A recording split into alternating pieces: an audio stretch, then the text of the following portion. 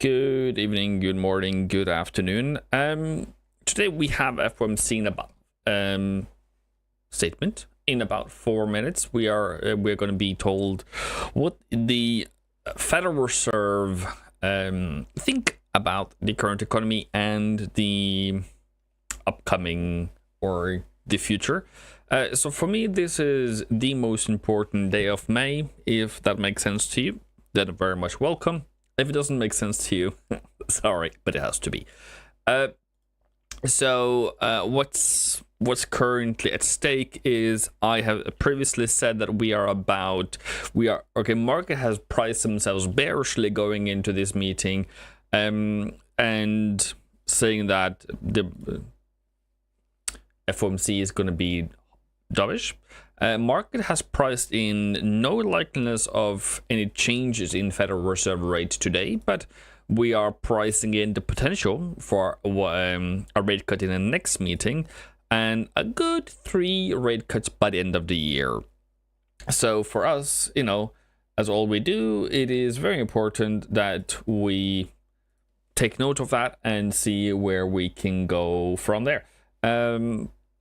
So if you have any questions, please let me know, and I'll do as best as I can to respond to your requests. And where do you find the actual statement? You find it at federalreserve.gov/monetarypolicy.htm, sorry.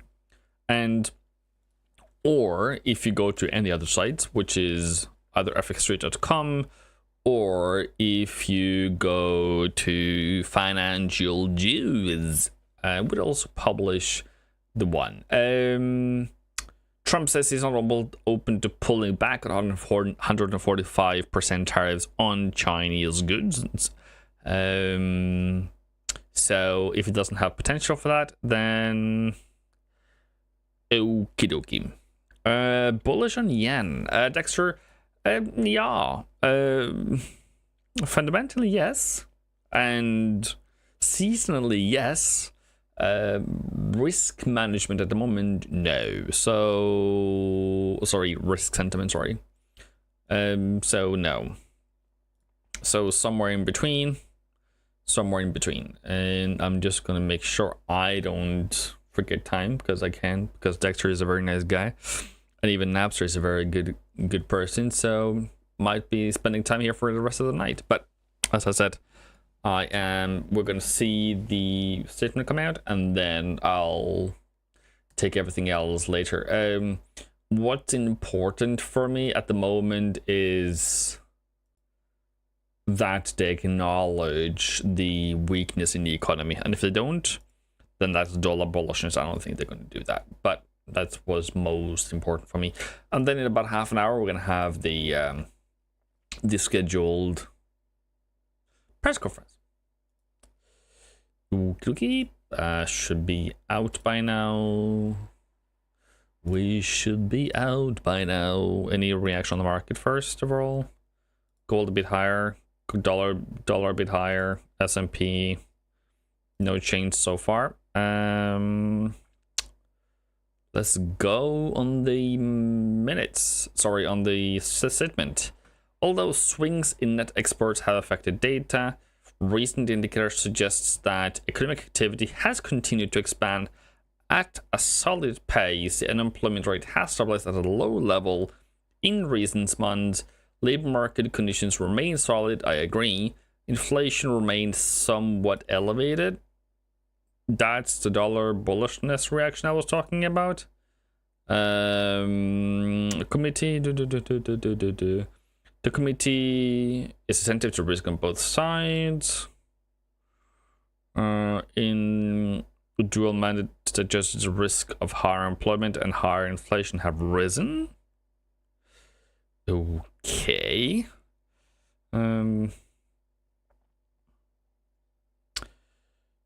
The consideration of extent and timing of additional adjustments to target range for Federal Reserve rate will carefully assess incoming data. So they need another data point for them to start cutting again. So I guess, again, we have to see what June brings in then. and they are going to continue reducing its holdings of treasury securities and agency-backed securities. All right, okay. So that means we need to do something, because there was something in there that I really needed to double check, was the balance of trade. The balance of trade was that came out about, was it balance of trade yesterday? Or am I on the wrong? It doesn't United Kingdom. Sorry, America. Balance of trade. Stop jumping.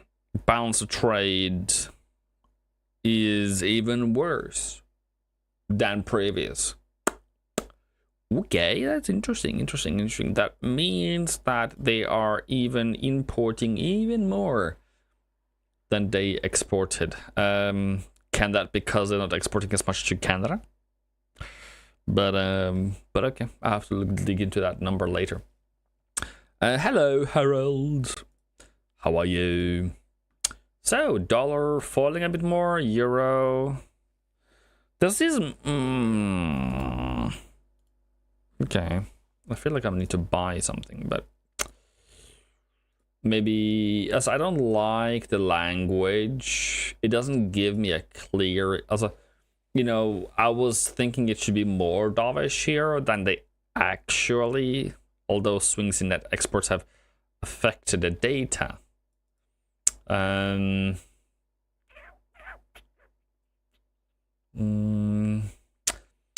they say that inflation remains somewhat elevated. That's more bullish than I thought. Okay, so I'm not so certain that this is gonna go higher then. I'm not so certain that dollar's gonna weaken. I'm not so certain that SPX Nasdaq should continue higher. It's almost like I want to say that we should wait for whatever Powell says in about 26 minutes. Because to me and my brain, it doesn't really sound too great. But okay. So now that's out of the way, I can confidently say whoever wasn't here earlier, very much welcome. And if any questions, if you have any currency pairs and assets and classes and discussions, that's kind of for now. If you need to update your fundamental buys, it is now. And if you're asking yourself, is this statement bullish, bearish, or hawkish, dovish, or neutral, I would argue with you that it is it neutral? My first thought is neutral. It is not dovish because they're not cutting, and they're not saying that inflation is coming down, which I thought they would do. And they say that labor market has remained solid. They also have said that economic activity has continued at a solid pace. So they have mentioned and unemployment rate has stabilized at a low level. So all this is, to me, sounds like a very good economy. Hello, clickbait. I'm very good. I'm getting better. And if you make me laugh, you might see me falling on the ground. So there is that. There is a fourth page today. And they are going to conduct overnight repurchase agreement at a bit of 4.5%. And then they're doing the overnight reverse repurchase program at 425 at a limit of 160 billion per day. And the rollover at auction exceeds a cap of 5 billion per month. Okay. So this is just a bunch of things, and then mortgage-backed securities. So how can I explain this to you? So mortgage-backed securities is basically you have a loan on your house, and you're like going to bank as a bank, and you say to bank, well, I want a loan. And the bank says, okay, fine, if you want the loan. But then they go to the government, or they go to Feds, and then Fed is like, yeah, we can guarantee. And then the Fed think to themselves, and they thought, okay, how can we get private capital to back those same claims or those same loans? So they have made a product called mortgage-backed securities. It's a security.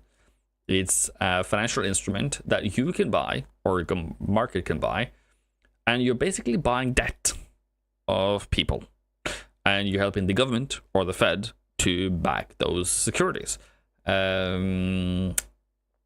So they're reducing those by 35 billion. All right.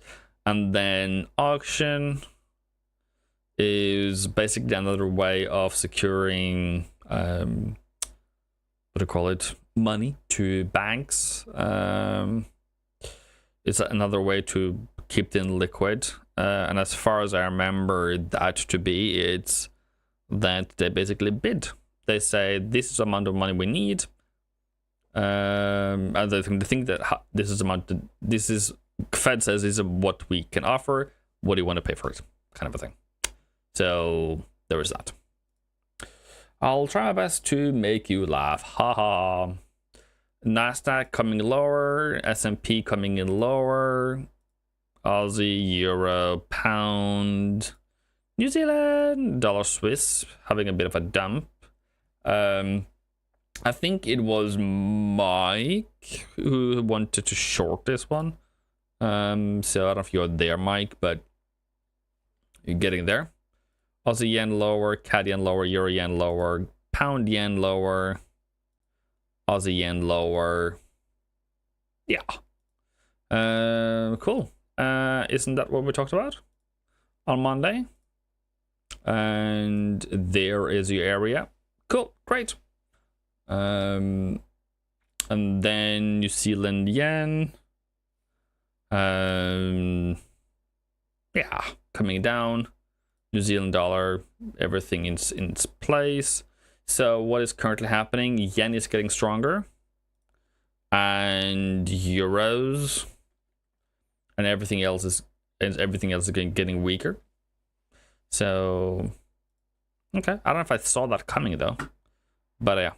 And then BTC is having a bit of a dump. And the reason is that the market is doing this is because we are currently not seeing as much rate cuts as we previously expected. That's kind of what I see at the moment. That's kind of my assessment so far. But we have to look at what Mr. Powell says in about 20 minutes.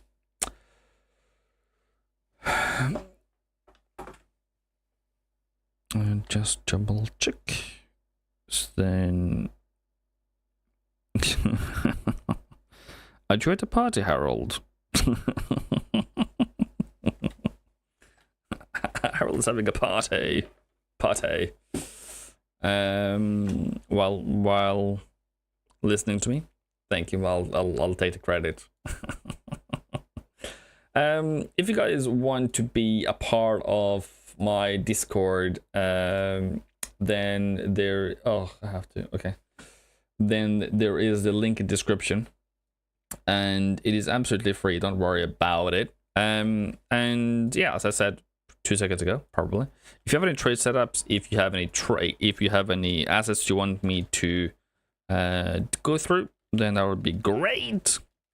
We can go through that, and then because I really want to know what you guys are doing right now, and I'll go through mine, but that's all. Just dinner. Aww. Okay. So what I'm currently thinking, or was thinking, or is thinking, is yen strength. And to be honest with you, I set up a trade here on Monday. I think we were about, okay, that was Monday, so that was there or so. There. I needed to break lower lows. So we need to break that low, and there we got it on Tuesday. And then we had a pullback on Tuesday evening. Came in for a new low. There is your short if you want to do that. And if I then put in the bearish, this one, the bearish pivot points. So this is the target for today. I don't think we're gonna get there, but for tomorrow so far, we're gonna go. We don't need to, but it'll be great about London Open tomorrow to come back to 92.60 and then take another short. That's kind of what I'm thinking. Not financial advice whatsoever, but the Australian dollar, Japanese yen bearishness is currently confirmed. I wouldn't be looking for a buy on this one at the moment. So I don't know, what can we get an emoji on that now? It's not death, it's not celebration either. It's I'm lacking a joke from you, Clickblade. Do you have a joke for me that would make me laugh?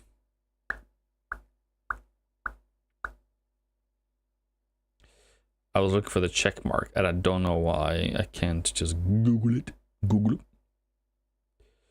Okay, I'll do that then. Cool. Currently bearish. I think that's good enough. Okay,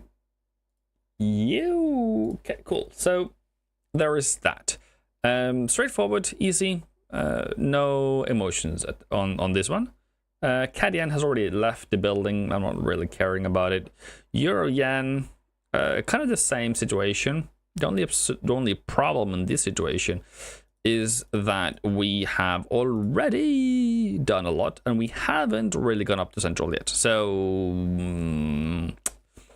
yeah, this is a bit of a weaker one. Pound yen, same situation.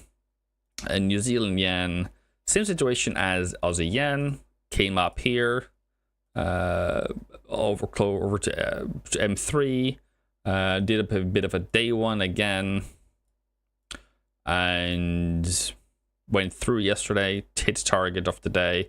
There is your number one trade, and then currently we're making a number two trade. So that is fantastic. I'm currently short NOK/SEK. I'm waiting for long Swissy against a few others, but probably missed entries for this week. That's probably okay.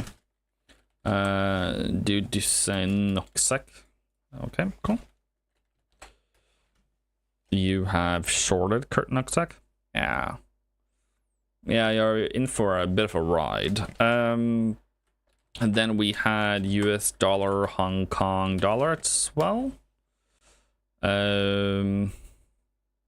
You got wicked out, and then now we are, and you're right, we had a level here, and we're thinking about, this is the peg, it doesn't go any lower than this, and it kind of didn't do it for a moment.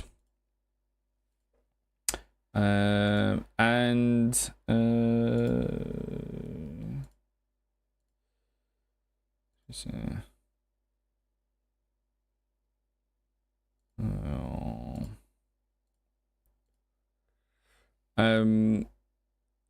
okay, you weren't, but you said you were. Okay, sorry. But we had a big wick. My stop loss was 7.0, 7.7 or something in that direction.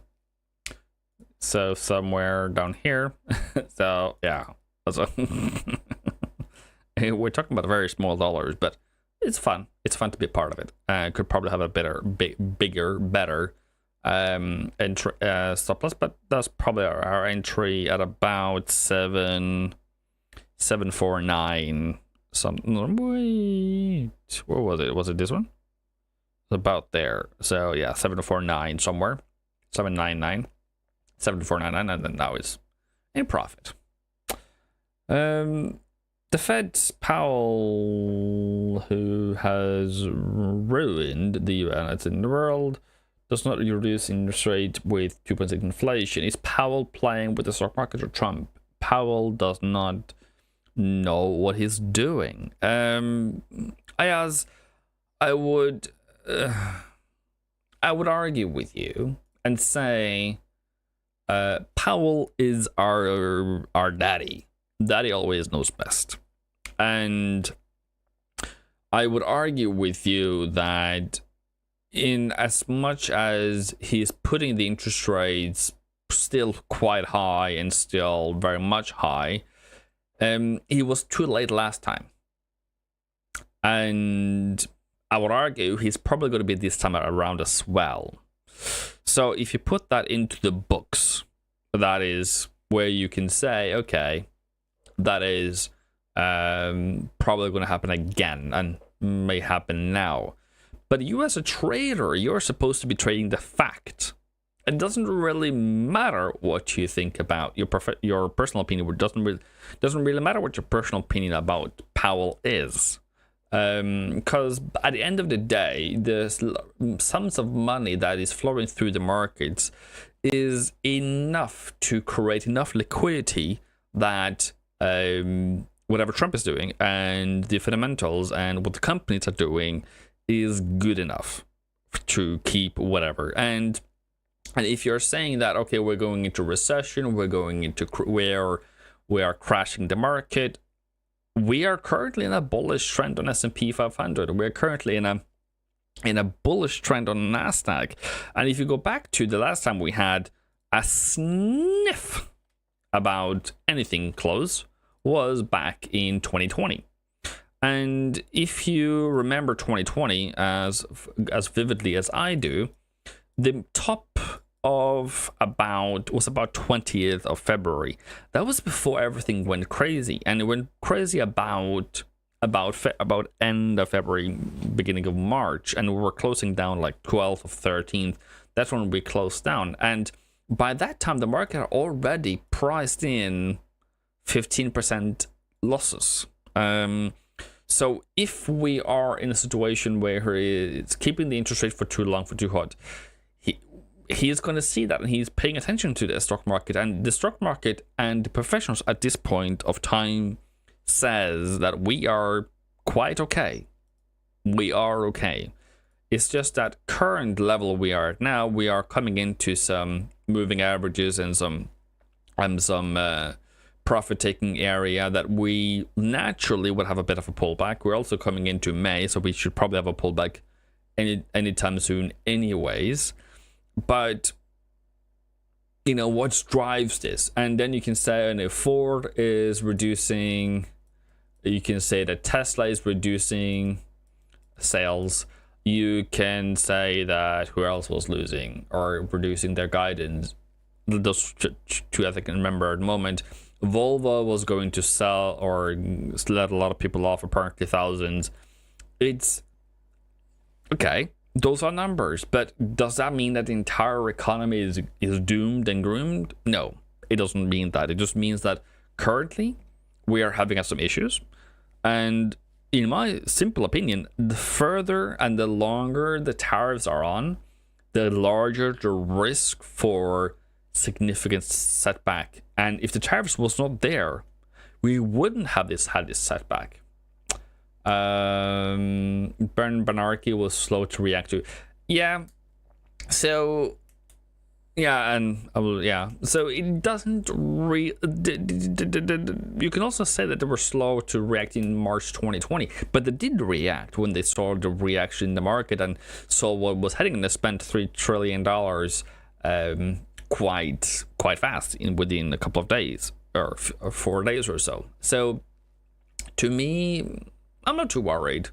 I would be more worried if it was, and we would see that in the pricing, if there was a Trump 2.0 as the Fed chair, then, or a puppet, then I would be very, very, very, very, very concerned. But at the moment, as you can see, the market is not really concerned, and I am currently not concerned.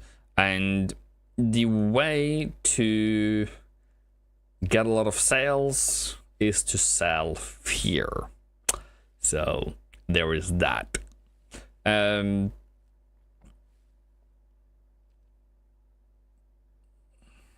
to say that Powell doesn't know what he's doing is a pretty bold statement. I respect you for that. But in as much as he is knowing or not knowing what he's doing, it's still a committee. It's still based upon whatever information they've been provided with. He is just the face. There is, I don't know how many voting members. Is it 16, 17, 18, 19 voting members? They all have a collective responsibility. And in that collectiveness, there is both bulls and bears, hawks and doves. So by the end of the day, that's what we have to live with. We have to live with that they're still keeping the interest rate. There is still demand for dollar, and we're still at a risk off month. So yeah, I think that's pretty much awesome. For those who are coming in now, thank you much for joining. I love you. If you have any trade plans or ideas or assets you want me to cover, I'm very much open. I am a fundamental trader. I do love longer term buys or sells. More than 300 pips in a trade means I have a stop loss of about 100 or more. Doesn't mean that I am awesome. It just means that I like to sleep at night peacefully without being stressed about positions short term. So yeah, it's pretty much all right. We have seen a significant decrease in the pound, pricing in more rate cuts this year. There is a Bank of England meeting tomorrow at about, I don't know, what is it, 2 p.m. London or something. 1 p.m. my, so noon London. And more than likely they're going to be a cut. And what the market is currently thinking that we're going to cut about how much was it? ECB, Bank of England, about 4 times this year. So we'll see how that goes, to be honest with you. And tomorrow is the first time. So if you have a pound short on, I'm not going to say that's going to be the best or the worst. I'm just going to say heads up. What about gold? Yeah. I did not get my position in this time around. I was waiting here and I said, you know what, I want to buy it. But it didn't turn out to have the technical setup and the technicality that I wanted it to have. So I'm still stranded at the train station, looking with my scarf, waving white flags and say, hey, I also want to join. So that's my preliminary position on it. Didn't really work out, but I don't take it. I don't feel too bad about it. It's pretty okay with me. And it's still, well, what drives gold's bullishness at the moment, there's a couple of drivers here that is very important that you need to know. It is Trump, of course. Trump. Number 2 is inflation, or low inflation. Drives this one higher. High inflation drives it lower. And number 3, risk, aka sentiment or worried people, or well, not necessarily the war in Kashmir at the moment. I think that is quite closed up, but if they start using the N things, then I'll be very worried. But again, it's 2 superpowers that has ends, and they can do whatever they want, and until it has any significant global impact, it doesn't really do much to the gold. But India has a lot of physical demand for gold, and has had about a 29% increase this year. I'm not going to say that should have had a pullback, but I love this pullback, and then I didn't get it. So I feel sorry about that, but that's kind of where we are at the moment. Harold, you can confirm that on Monday I said if we start making higher highs and higher lows, bullish, and boom, there you go. Pretty much all right, cool. Pretty much okay. Let me make sure that we do not miss Powell, so that he doesn't get. Say we is called Federal Reserve. And it's maybe live. Maybe Federal Reserve Live is the thing to know. Press conference. Okay, we have it there. I don't like the music there whatsoever. I don't know who has given it to them. Like, oh, we went to buy some background music. That would be fantastic. Can somebody fire that person? It's probably a secretary somewhere, or like give it to somebody to do it, and then they're like, okay. 80% good is 80% done. Like, it's not perfect, but it gets the job done, kind of a thing. That's what I feel like it. Somebody did just it's okay. He does what he does. It's good. Traders continue to see likely cut in July. It was June, sorry, but okay. Short-term interest rate futures pay the losses. Interest rates stabilize at a lower level. Labor market condition remains solid. Of course, they kept their policy the same. Dollar did fall initially. Now it's a bit of bullishness again. All right, okay, so we are, what are we? On the hour, bearish-ish. So we'll see. Anyone that has any? Should we have like a bingo card or something? What does Powell say? So we can have some fun games. Anything on a bingo card that makes you okay, so I don't know, bingo 1 if it mentions Trump. 2 if it's a blonde. It's sexist. If it drinks water or drinks coffee. If you drink something. Should not listen to the maths, to be honest with you. Too sad, too slow, too low. But yeah, I'll find something to have fun about during. So my commentary is going to be like this. I'm going to open my mouth if something happens, and then if something does happen, and then I'll just pause it and then continue. So you'll probably have to have a live one somewhere else, and then you'll just listen to me in between, and I'll probably most likely be delayed compared to what else they're doing. So yeah, they took off the sound. Okay, cool, because I don't have any input at the moment.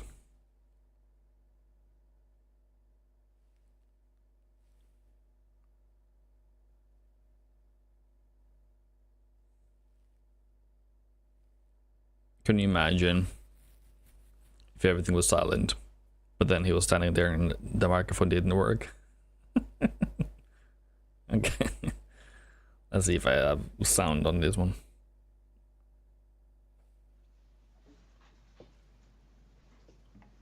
Good afternoon. My colleagues and I remain squarely focused on achieving our dual mandate goals of maximum employment and stable prices for the benefit of the American people. Despite heightened uncertainty, the economy is still in a solid position.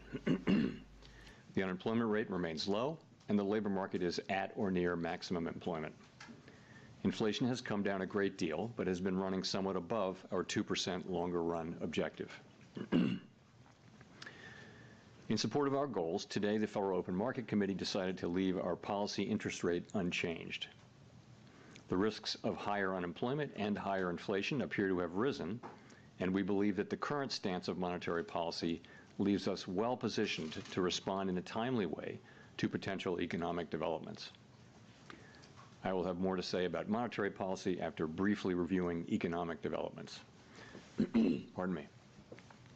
Following growth of 2.5% last year, GDP was reported to have edged down in the first quarter, reflecting swings in net exports that were likely driven by businesses bringing in imports ahead of potential tariffs. This unusual swing complicated GDP measurement last quarter.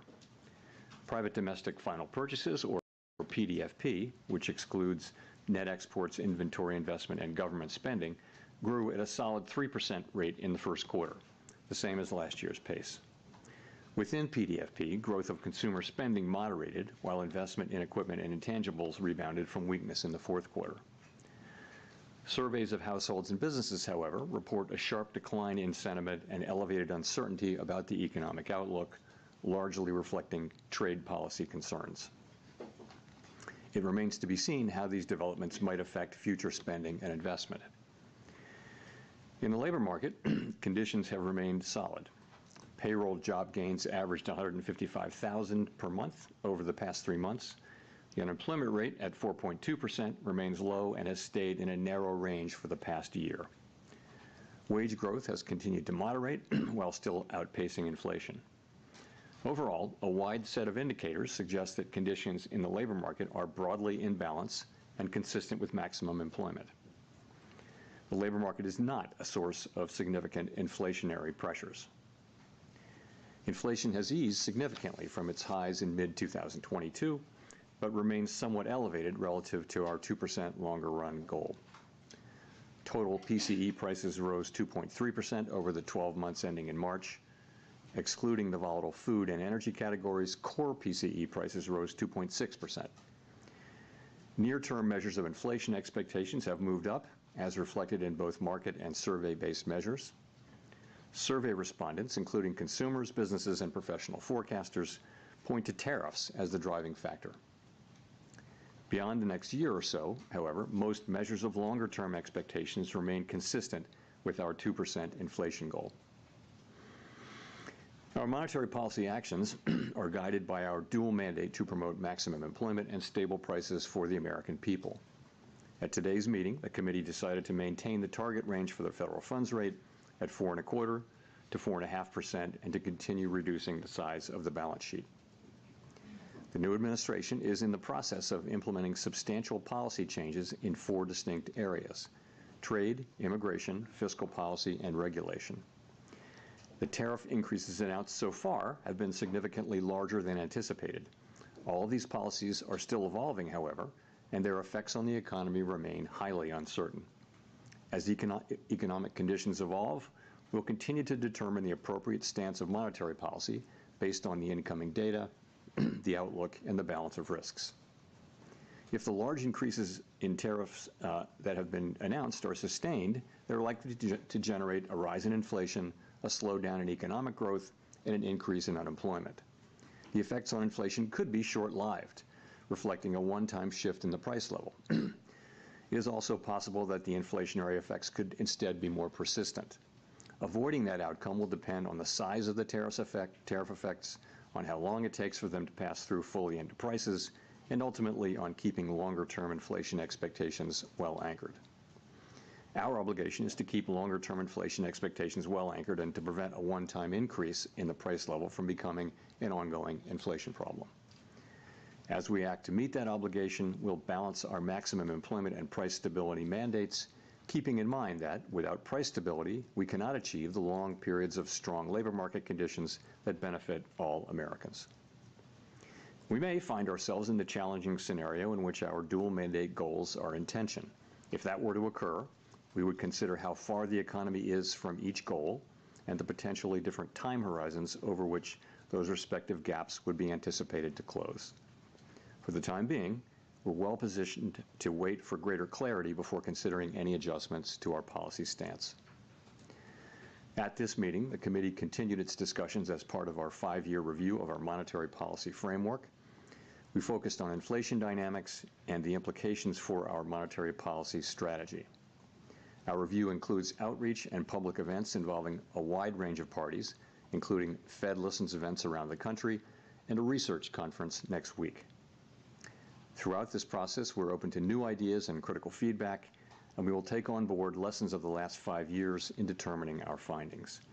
We intend to wrap up the review by late summer. The Fed has been assigned 2 goals for monetary policy: maximum employment and stable prices. We remain committed to supporting maximum employment, bringing inflation sustainably to our 2% goal, and keeping longer-term inflation expectations well anchored. Our success in delivering on these goals matters to all Americans. We understand that our actions affect communities, families, and businesses across the country. Everything we do is in service to our public mission. We at the Fed will do everything we can to achieve our maximum employment and price stability goals. Thank you. I look forward to your questions. Steve.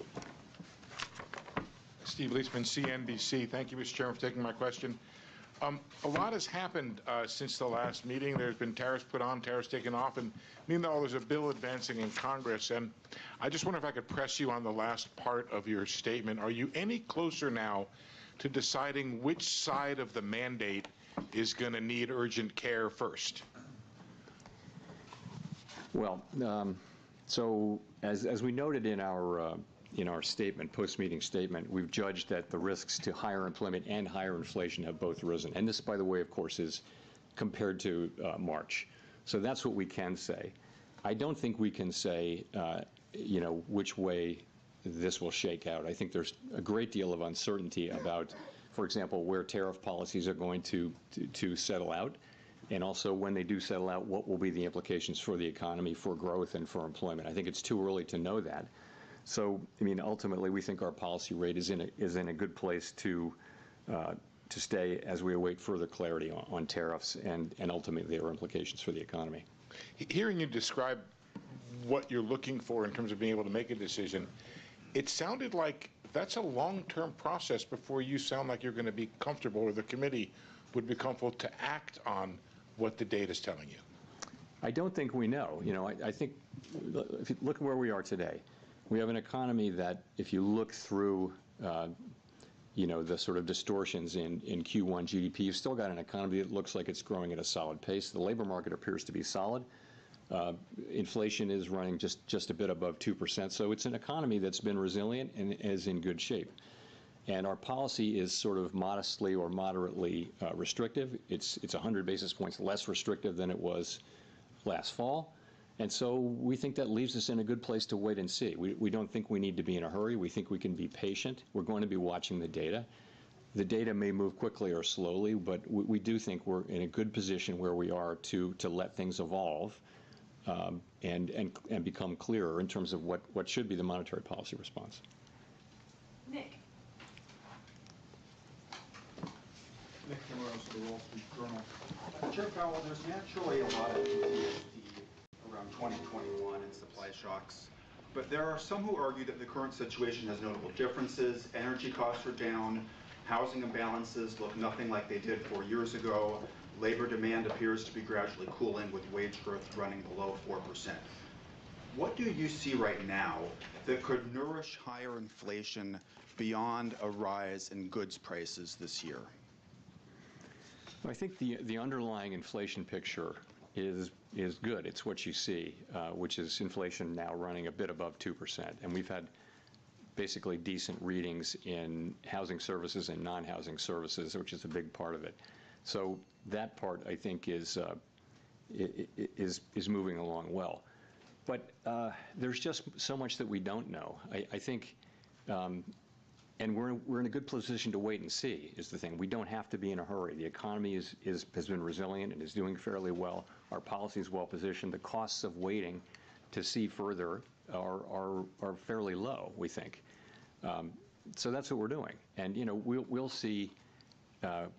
The administration is entering into negotiations with many countries over tariffs. We'll know more with each week and month that goes by where tariffs are going to land, and we'll know what the effects will be when we start to see those things. So we think we'll be learning. I can't tell you how long it will take, but for now it does seem like it's a fairly clear decision for us to wait and see and watch. So when you say that you don't need to be in a hurry, does that mean that could the outlook change in such a way that a change in your stance could be warranted as soon as your next meeting? As I said, we are comfortable with our policy stance. We think we're in the right place to wait and see how things evolve. We don't feel like we need to be in a hurry. We feel like it's appropriate to be patient. And when things develop, of course, we have a record of we can move quickly when that's appropriate. But we think right now the appropriate thing to do is to wait and see how things evolve. There's so much uncertainty. If you talk to businesses or market participants or forecasters, everyone is just waiting to see how developments play out, and then we'll be able to make a better assessment of what the appropriate path for monetary policy is. So we're not in that place, and as that develops, and I can't really give you a time frame on that. John L. Janelle Marte with Bloomberg. So many economists have been pricing in higher odds of a recession, and several are noting that it is more difficult for the Fed to cut rates preemptively given the higher risks for higher inflation. So given the outlook, do you still see a path for a soft landing, and what does that look like? Well, let me say, so let's look back and see where we are. So to go through 2024 up to the day, we've had unemployment in the low 4s for more than a year. We've had inflation coming down now in the mid to low 2s. We've had an economy growing at 2.5%. So that is the economy as we see it now.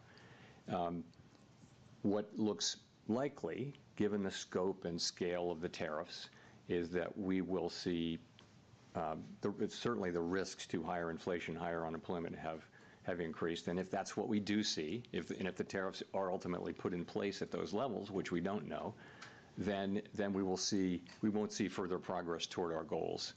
But we might see a delay in that. I think in our thinking, we never do anything but keep achieving those goals. But we would, at least for the next, let's say, year, we would not be making progress toward those goals. Again, if that's the way the tariffs shake out. The thing is, we don't know that. There's so much uncertainty about the scale, scope, timing, and persistence of the tariffs. So that's that. In terms of preemption, I think you can look back at the 2019 cuts as preemptive. I wouldn't say that what we did last fall was at all preemptive. If anything, it was a little late. But 2019, we did cut 3 times. But the situation was you had a weakening economy and you had inflation at 1.6%. So that's a situation where you can move preemptively. Now we have inflation running above target. It has been above target for 4 years. It's not so far above target now. And we have an expectation, conditional on what happens, that we'll see upward pressure on inflation. If you look at where forecasters are, they're all forecasting an increase in inflation. So it makes it, and then we've also got forecasts of weakening in the economy, and some have recession forecasts. We don't publish a forecast about that. We don't publish a forecast that assesses how likely a recession is. But in any case, it's not a situation where we can be preemptive because we actually don't know what the right response to the data will be until we see more data.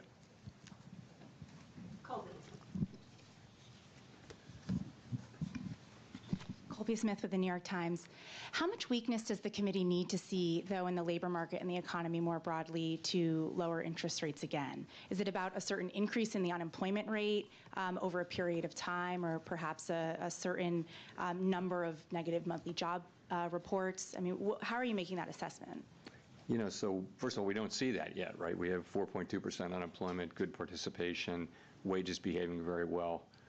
Participation, I mentioned, at a good level. So, with the labor market, we would look at the totality of the data. We'd look at the level of the unemployment rate. We'd look at the speed with which it's changing. We would look at the whole huge array of labor market data to get a sense of whether conditions are really deteriorating or not. And at the same time, we'd be looking at the other side of the mandate. We could be in a position of having to balance those two things, which is, of course, a difficult balancing judgment that we'd have to make. On that point about balancing, I mean, you've mentioned that the committee would consider how far the economy is from each goal and the time it would take to kind of get back to that point. But what does that mean in practice? I mean, how much of that assessment? If you guys listened, Powell just literally said what we are supposed to focus on. and he has a bit of an unpopular belief, and I guess it's driven by data, but he says and he sees what I initially thought about the tariffs was this is inflationary. He says that we are not going to see any change to reaching our goal, which is lower inflation, as long as tariffs are still there. And then to AR, trading euro pound is kind of like, it's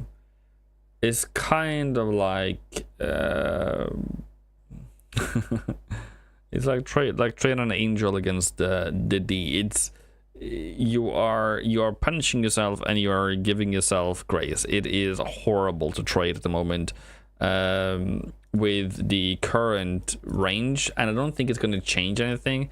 And this one might turn higher tomorrow, for that matter, with the weakness in the pound. But I think it's very short term, and I think that if you really want to save yourself some grief, and we haven't really done any change in price ever since for the 9 days of nothing. So if you want, I think for those who is trading euro pound, I think you have missed the mark of what you're supposed to be as a trader. You're supposed to find the weakest against the strongest, and this is, at the moment, looks to me that it's absolutely going nowhere. So I don't think it's going to go anywhere for at the moment until it does start trending again. So you have to really be, I don't know, reduce. Don't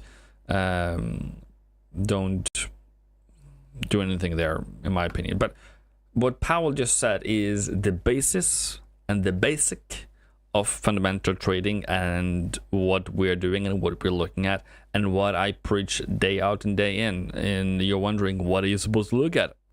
That's what he just said. It will be rooted in a forecast versus data dependence.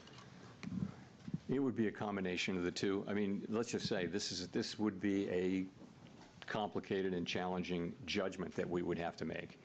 Yeah, we're not in this situation, but the situation is if the two goals are in tension. So let's say that unemployment is moving up in an uncomfortable way, and so is inflation. Not the situation we're in, hypothetically, but we would look at how far they are from the goals, how far they're expected to be from the goals, what's the expected time to get back to their goals.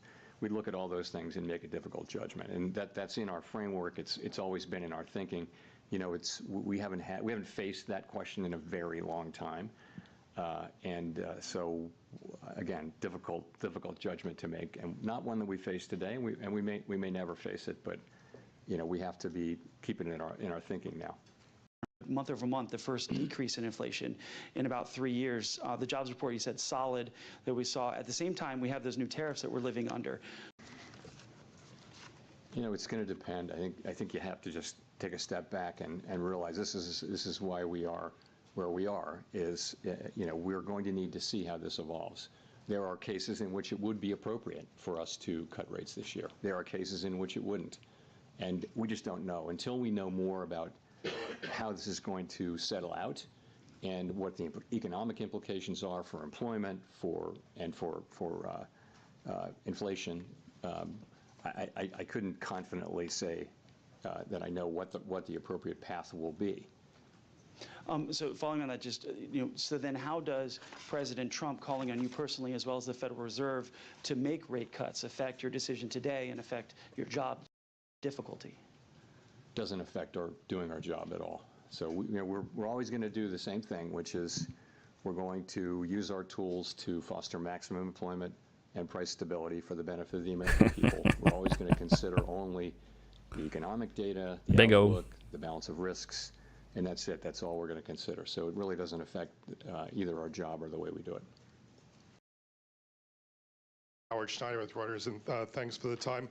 I'm wondering, I mean, given the complexity about the first quarter GDP and what lies ahead, I'm just wondering what your intuition tells you about the underlying direction of the economy right now. Many of your colleagues have said they feel growth is slowing.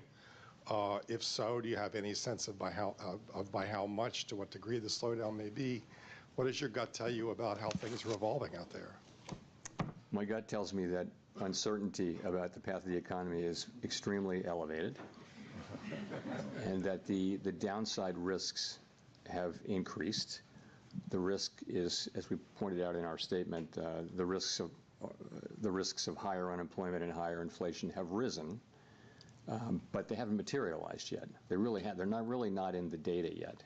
So that tells me more than by intuition, because I think it's obvious actually that the right thing for us to do is we're in a good place. Our policy's in a very good place, and the right thing to do is await further clarity. And there's usually things clarify and the appropriate direction becomes clear. That's what usually happens. Right now, it's very hard to say what that would be. In the meantime, the economy is doing fine. Our policy isn't, it's not highly restrictive. This idea of the economy being fine right now, because reading the beige, negative stuff, negative sentiment that was in there, and I know that everybody's looking at soft data right now, talking about, the beginnings of layoffs in some industries, being pushed to the sideline. Doesn't that point to a slowdown? It may well. It just hasn't shown up yet. And we all look at all these sentiment and read many individual comments just to get a better feel. And businesses and households very broadly are concerned and me and Powell thinking the same. Economic decisions of various kinds. And yes, if that continues and nothing happens to sort of alleviate those concerns, then you would expect that to begin to show up in economic data. It wouldn't maybe show up overnight, but it would show up over weeks and months. And that may be what happens, but it hadn't happened yet. And also, there are things that can happen that will change that narrative. I mean, they haven't happened, but it's possible to imagine things that. But in the meantime, yes, we're watching it extremely carefully, like everyone is, but don't see really much evidence of it in actual economic data yet. And by the way, consumers keep spending, credit card spending. It's it's still a healthy economy, albeit one that is shrouded in some very downbeat sentiment on the part of people and businesses. Michael McKee. Michael McKee from Bloomberg Radio and Television. You take on more problems, use more tools, and then end up building tools to deal with the fallout of those tools, which then makes it a given that you will act more aggressively in the future. Is that a fair critique, and is that something the Fed has dealt with problems? The critique was based around the fact that you did QE and QE and QE and Well, I mean, there are a couple. That's not really beyond the confines of our mandate. Look, I would say this: we did things. Essentially, we're on an emergency footing for a couple of years in the pandemic, and it's very fair and very welcome for people to look back over what we did and say, hey, you could have done this better and different. And one thing we hear a lot is we could have explained QE a little better. We did think we were explaining it in real time. I completely accept the thought that we could have explained it better. There's a lot of thinking that we went on too long with QE. I can tell you that the reason we did was we were concerned that we didn't want a sharp tightening in financial conditions at a time when we thought the economy was still vulnerable. And so we did hold on for a long time to QE, and we of course tapered and everything. And then we immediately went into QT, and we're down a couple of trillion. But I get we certainly, with the benefit of hindsight, could have tapered earlier or faster. That's absolutely right. But this is all very welcome. We knew doing this in real time that we weren't going to get it perfect, and those kind of after action kind of looks are essential. And we're doing the same thing in our review. So on some issues. The other part of that critique is that you've taken on topics that are outside of the mandate, such as climate change and trying to ensure that certain groups are benefited by your economic policies in terms of employment, et cetera.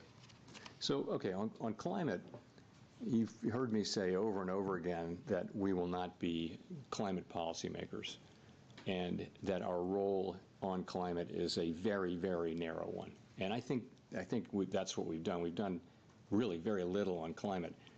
You can say that little bit that we've done was too much, but I wouldn't want to give any impression that we've taken climate and it's something that we're spending a lot of time and energy on. We're not. We have very, very narrow things. We did one thing, one guidance for the banks, and then we did a one-time stress analysis, climate stress analysis, and that's it. And we dropped out of the network of greening the financial system. So we didn't do much on climate. But I do think, and I've said this publicly several times, I think it's a real danger for us to try to take on a mandate like that, which is very narrow application to our work. And the risk is if you go for things that are really not in your mandate, then why are you independent? And I think that's a very fair question. I do think we've done a whole lot less on climate than some people seem to think we did. Anyway, that's what I think. Should you have taken on the question of bringing unemployment rates down for specific categories? We didn't do that.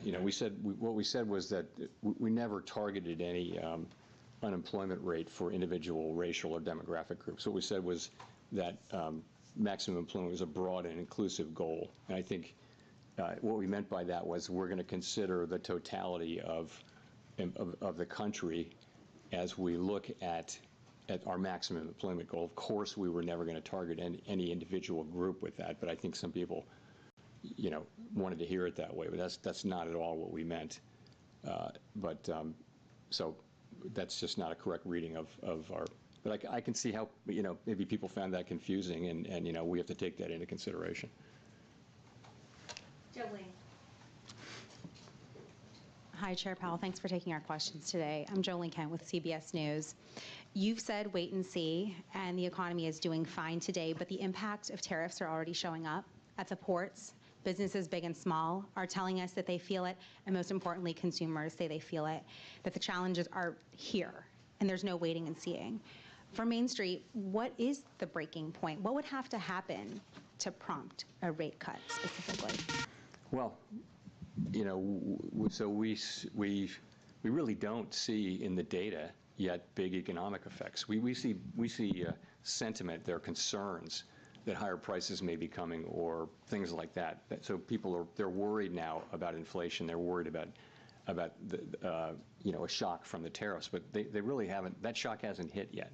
Okay, so we're going to be looking at the not just the sentiment data, but also the real economic data as we assess what it is we should do. And remember, there will be two effects. One of them would be weakening economic activity, which translates into higher unemployment, and the other would be potentially higher inflation. Again, to say it again, the timing, the scope, the scale, and the persistence of those effects are very, very uncertain. So it's not at all clear what the appropriate response for monetary policy is at this time, and and by the way, our policy is in a good place, so we think we can wait and move when it is clear what the right thing to do is. Really not at all clear what it is we should do. So people are feeling stress and concern, but unemployment hasn't gone up. Job creation is fine. Wages are in good shape. People are not layoffs, or people are not getting laid off at high levels. Initial claims for unemployment are not increasing, in any kind of impressive way. So the economy itself is still, in solid shape. Just a quick follow-up. President Trump now says he does not plan to remove you as chair. When you heard that, what did you think? I don't have anything more for you on that. I've pretty much covered that issue. Thank you. Hi, thank you. Chris Rugaber, Associated Press. Well, I just wanted to follow up. Earlier, it sounded like you said it was unclear how the Fed, what kind of interest rate decisions you will make later this year. So does that, in March, there was guidance that 2 cuts might happen. 2 cuts were penciled in for this year. Is that now, that guidance from the last press conference, has that been overtaken by events at this point?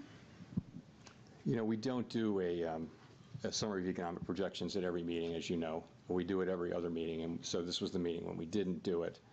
And we don't also kind of poll people, so I really wouldn't want to try to make a specific projection for where we are relative to that. We will, in 6 weeks, we had the June meeting, and you'll have another SEP. I'm not going to hazard a guess here today as to what it would be.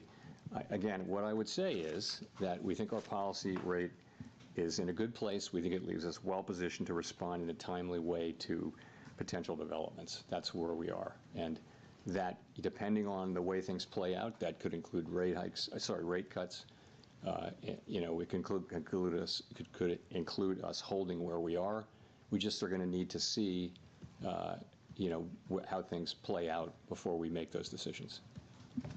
Great, and just to follow up on that, I mean, when you address the issue of how the Fed would handle both rising unemployment and rising inflation, how are you thinking about the fact that addressing one could exacerbate the other? So a rate cut to reduce unemployment could worsen inflation and vice versa. How does that, how do you handle those challenges? You just captured this is the issue with the two goals being in tension. It's a very challenging question. Now, there can be a case in which one goal is very far, one variable is very, very far from its goal, much farther than the other, and if so, you concentrate on that one.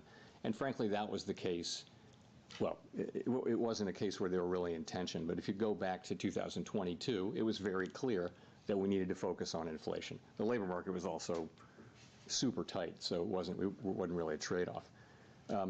You know, I think you know what our framework document says. It says we'll look at how far each variable is from its goal, and also we'll factor in the time it would take to get there. So, you know, that's going to be potentially a very difficult judgment, but the data could break in a way that it's not. You know, I just don't think we know that. The data could easily favor one or the other, and right now there's no need to make a choice, and no real basis for doing so. Victoria. Hi, Victoria Guido with Politico. I wanted to ask, Congress is currently debating spending cuts alongside extending the tax cuts. And I know you've talked many times about how the path of the debt is unsustainable, but given that we're also talking right now about the economy slowing, potentially even recession, I was just wondering, is there a danger that spending cuts now could slow growth a lot more? You know, we don't give Congress fiscal advice. They're going to do. We take what they do as a given, and we put it in our models and in our assessment of the economy. So I wouldn't want to, you know, speculate on that.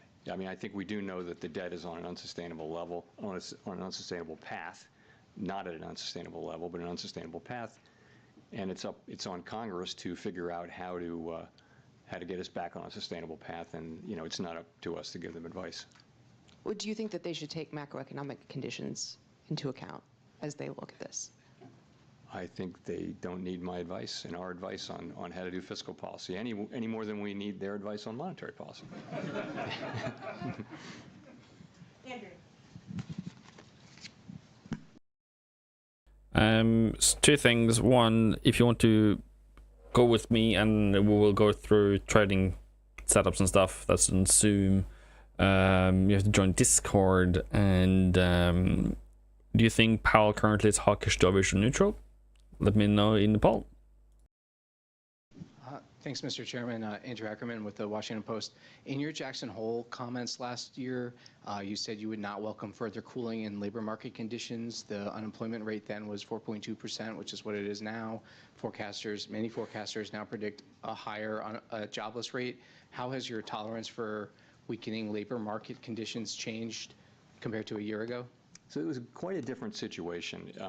What was happening last year is that over the space of 6, 8, 7 months, the unemployment rate went up by almost a full percentage point. And it was click, click, click, click, click each month. And you know, everywhere people were talking about downside risk to the labor market. At the same time, payroll job numbers were getting softer and softer. So there was a really obvious concern about downside risk to the labor market. And so at Jackson Hole and then in September, you know, we wanted to address that forthrightly. We wanted to show that we were there for I mean, we'd been there for inflation for a couple of years, and we wanted to show also that we're there for the labor market. And it was important that we send that signal. Fortunately, since then, the labor market has really, and the unemployment rate have really been moving sideways at a level that is, you know, well in the range of mainstream estimates of maximum employment. So that concern has gotten a lot less. So, you know, you're at 4.2% unemployment. I think we were in a very different situation. Now we have a situation where, the risks to higher inflation and higher unemployment have both gone up, as we noted in our statement, and we've got to monitor both of those. We actually have a potential situation where there may be a trade-off or tension between the two, potentially. We don't have it yet, and we may not have it, but that's what we have, and that's why I think it's a very different situation. I mean, I guess I want to follow up by asking how much of a rise in the jobless rate you could tolerate. Yeah, I can't give you I'm not going to try to give you a specific number. I'll just say we have to now be looking at both variables and which of them is demanding. If one of them is demanding our focus more than the other, that would tell us what to do with policy. If they're more or less equally distant and equally or not distant, then we don't have to make that assessment. The assessment is you wait. So I'm not going to try to be really specific about what we need to see in terms of a number. But if we did see significant deterioration in the labor market, of course that's one of our two variables, and we would look to be able to support that. You'd hope that it wasn't also coming at a time when inflation was getting very bad. And again, we're speculating here. We don't know this. We don't know any of these things. It's very hypothetical. We're just going to have to wait and see how it plays out. Thanks. Claire.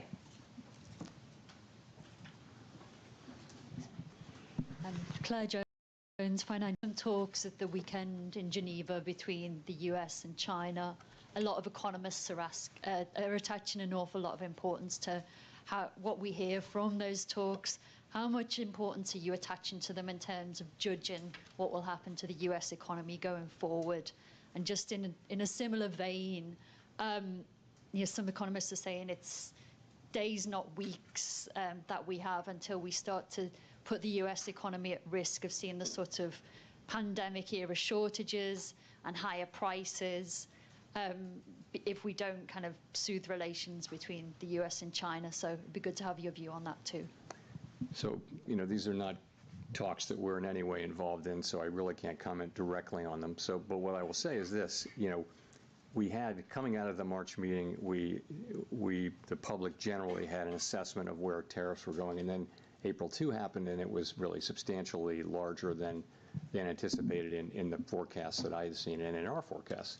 So, and now we have we're in a new phase where it seems to be we're entering a new phase where the administration is beginning talks with a number of our important trading partners, and that has the potential to change the picture materially or not. And so I think it's going to be very important how that shakes out. But we simply have to wait and see how it works out. It certainly could change the picture, and we're mindful of not trying to make conclusive judgments about what will happen at a time when the facts are changing. And just on the fall in shipping volumes from China over these tensions, I mean, do you share that concern that we could start seeing goods shortages and higher prices in the coming weeks if this isn't resolved very quickly? I don't want to get we shouldn't be involved even verbally in the questions about the timing of these things. Yes, of course we follow all that data. We see the shipping data, we see all that, but ultimately this is for the administration to do. This is, this is their mandate, not ours. And I know as you can see, they're again beginning to have talks with many nations, and that has the potential to change the picture materially. So we'll just have to wait and see. I guess trolling me 25, 25, 25, 25 on the ball. Kosuke Takami with Nikkei. Thank you for doing this. The volume of imported goods increased significantly in the first quarter. Do you think that this situation could cause a delay in the impact of tariff on inflation? And does this mean that it will take longer time to reduce uncertainty? The decision we made today? Which decision? So the future decisions. So the volume of the imported goods has increased significantly. So the impact on the imported inflation may delay. So what is the impact to your future decision? Okay, so I mean, I think we think that there was a big spike in imports, right? Very big, historically large, really, and to beat tariffs. And now that should actually reverse, so that it's the difference between it's exports minus imports. So and imports were huge, and so that it conveyed a very negative contribution to U.S. GDP, annualized GDP in the first quarter, as we all know. So that could, in the second quarter, be reversed, so that we have an unusually large contribution to usually positive. That's very likely as imports drop sharply. You could also have, very likely you'll have restatements of the first quarter. It'll turn out that consumer spending was higher. It'll turn out that inventories were higher, and so you'll see those data revised up. It may actually go into the third quarter too, and so I think this whole process is going to a little bit make it harder to make a clean assessment of U.S. demand. I mentioned private domestic final purchases, which doesn't have inventories, government, or inventories, government. Anyway, it's a cleaner read on private demand, but that too probably was flattered a little bit by by strong demand for imports to beat tariffs. So that might overstate. It's a really good reading, 3% PDFP in the first quarter. That might actually overstate. So it's not really going to, I don't think it's going to affect our decisions. I will just say, though, that it's a little confusing, and it's probably less confusing to us than it would be to the general public as we try to explain this. It's complicated, and GDP is sending a signal, PDFP is sending a signal. It's a little bit confusing, but I think we understand what's going on. It's not really going to change things for us. Yes, we talked about some of the indications of being evident in the soft data into hard data. Data is not as timely or might be warped by tariff false warning. No, I mean, look at the state of the equation. As the sense of it is, we're not sure what the right thing. It's not been a strong link at all. On the other hand, we haven't had a move of this, speed and size. So it wouldn't be the case that we're looking at this and just completely dismissing it. But it's another reason to wait and see. You're right, though. We had a couple of years during the pandemic where people were saying just very downbeat surveys and going out and spending money. So that can happen, and that may happen to some degree here. We just don't know. This is an outsized change in sentiment, though, and so none of us is looking at this and saying that we're sure one way or the other. We're not. Matt. Thanks, Chair Powell. Matt Egan with CNN. So you mentioned earlier that you're monitoring the shipping data, and we have seen in the shipping data that imports from China into the Port of Los Angeles have plunged, and that has raised concerns about potential shortages. What tools, if any, does the Fed have to ensure that prices and inflation expectations don't get out of hand if tariffs do cause significant supply chain disruptions? I mean, we don't have, the kind of tools that are good at dealing with supply chain problems. We don't have that at all. That's a job for the administration and for the private sector more than anything. What we can do with our interest rate tool is we can be more or less supportive of demand, and that'd be a very inefficient way to try to fix supply chain problems. But we don't see the inflation yet. We're of course reading the same stories and watching the same data as everybody else, and right now we see inflation kind of moving sideways at a fairly low level. If I could follow up on that, President Trump has indicated that he will likely name a replacement for you when your term as chair expires next year. But your position on the board runs through January 2028, I believe. Would you consider remaining on the Fed board even if you're no longer chair? So I don't have anything for you on that. My whole focus is on, and my colleagues' focus is on, bad boy. Trying to navigate this tricky passage we're in right now, trying to make the right decisions. We want to make the best decisions for the people that we serve. That's what we think about day and night, and this is a challenging situation, and that's 100% of our focus right now. That's a naughty question. Let's go to Jennifer for the last question. Thank you so much. Chair Powell, Jennifer Schonberger with Yahoo Finance. Public records of your schedule so far this year show no meetings with President Trump. Past presidents Obama, Bush, and Clinton have all met with Fed chairs, and you met with Trump during his first term. Why haven't you asked for a meeting yet with the president? I've never asked for a meeting with any president, and I never will. It's not, I wouldn't do that. There's never a reason for me to ask for a meeting. It's always been the other way. So would you want to meet with him if given the opportunity to get more information? It's never an initiative that I take. It's always an initiative. I don't think it's up to a Fed chair to seek a meeting with the president, although maybe some have done so. I've never done so, and I can't imagine myself doing that. I think it's always comes the other way. A president wants to meet with you, but that hasn't happened. And if I could just ask one question on monetary policy. When it is time to cut rates, how will you determine how far down rates will have to come to try to keep a balance on the inflation mandate as employment weakens? I think once you have a direction, a clear direction, you can make a judgment about how fast to move and that kind of thing. So it's really the harder question is the timing, I think, and when will that become clear?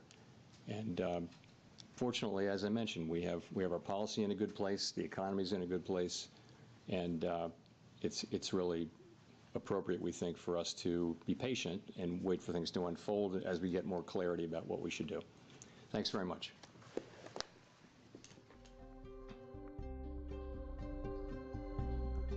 Ouch. Ouch, ouch, ouch, ouch, ouch, ouch, ouch, ouch. So yeah. What did I say about hawkish? Sorry, not hawkish. What did I say about risk off in in April? In May, sorry. Anyone joined the team? I'll give my commentary in about 10 minutes on Discord. It's free, don't worry. So if you want to be there, that'd be great. And until then, my few comments is so far, so we're gonna look for trade setups, but my few comments right now is he is very much more hawkish than I thought.